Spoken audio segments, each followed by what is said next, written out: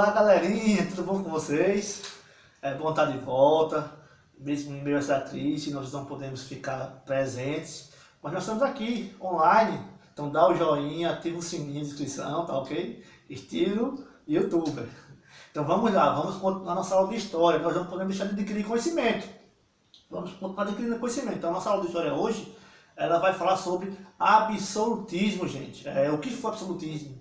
Onde aconteceu, como aconteceu, quem defendia, como foi praticado. Então, nós vamos ter uma série de aulas online, onde nós estaremos vendo o absolutismo passo a passo. Por enquanto, nós vamos fazer uma breve revisão sobre o assunto e passar uma atividade para vocês, ok? Então vamos lá, prestem atenção, estudem, que tudo vai dar certo. Então vamos lá.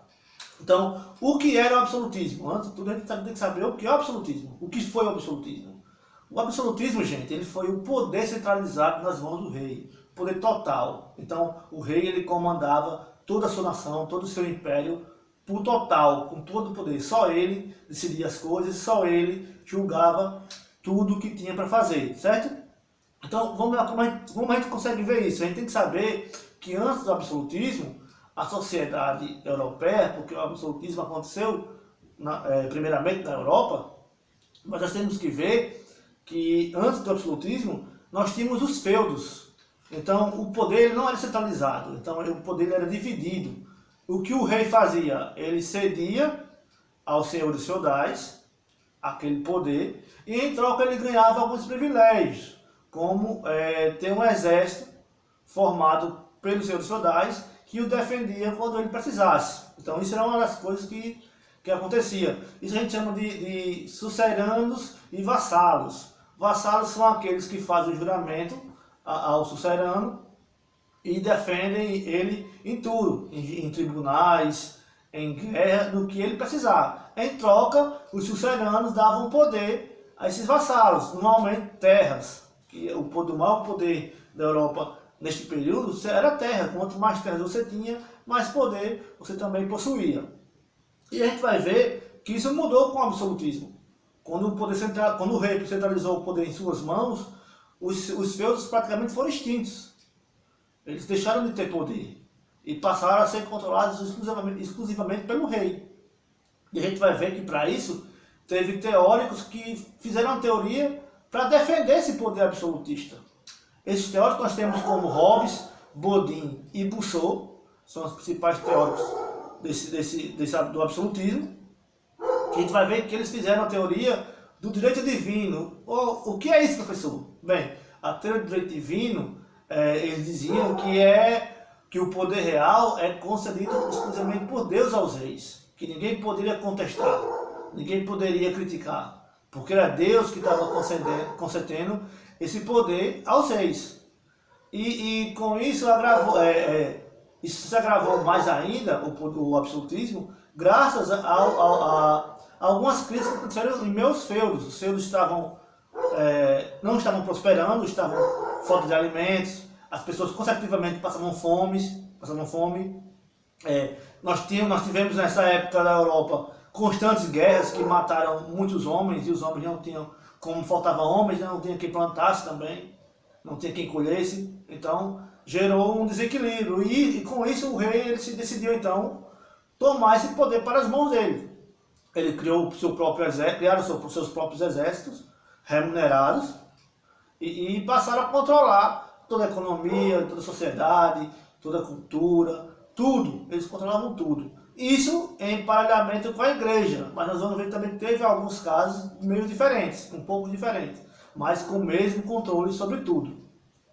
E se a gente for olhando bem, for lendo, a gente vai ver que lá na Inglaterra, entre o período de 1509 e 1547, o rei Henrique VIII, ele também é um rei absolutista, e é importante, é um dos reis que foram muito importantes no absolutismo, fizeram marcos na história. E esse marco do rei Henrique VIII foi romper com a Igreja Católica. A Igreja Católica, a gente lembrar muito bem, era a maior instituição de poder na Europa neste período. E a gente vai vendo que ele rompeu com a Igreja Católica porque ele não queria dividir esse poder. Ele queria ser o único centro. Então, o que foi que o rei Henrique VIII fez? Ele já possuía controle sobre o Estado e também possuía controle sobre a igreja. Ele fundou a sua igreja, a sua própria igreja, onde ele era o chefe máximo da igreja e não o Papa. Então essa igreja que ele formou, nós chamamos hoje de igreja anglicana, certo? Isso aconteceu na Inglaterra. Outro rei marcante do absolutismo também, nós temos o rei Luís XIV. Quem não conheceu o rei Luís XIV? Quem não ouviu falar do rei Luís XIV? Ele se tornou o rei absolutista e primeiro-ministro. Então ele comandava toda a economia, toda a sociedade, a justiça, entre outros. Nós vamos ver que ele se denominou o Rei Sol. Ele fez um marco tão importante em sua figura que ele se gloriava como o sol. Então tudo ele fez bustos, estátuas, e todos deveriam fazer referências, porque ele se dizia primogênito de Deus praticamente, como se fosse Deus que colocou ele ali para estar fazendo essa função. Então a gente vai vendo um pouco mais, vai conhecendo um pouco mais sobre isso. O absolutismo, lembra que o absolutismo ele é o poder, a forma de poder centralizada na mão do rei, é um poder absoluto. Os reis não dividiam o poder com mais ninguém. É certo que nós temos alguns lados que tem a igreja católica, que ela controlava junto com os reis. Os reis controlavam a economia, a justiça, a sociedade. A igreja ela usava um pouco da fé. A gente vai ver ao longo do tempo que algumas coisas foram meio diferentes.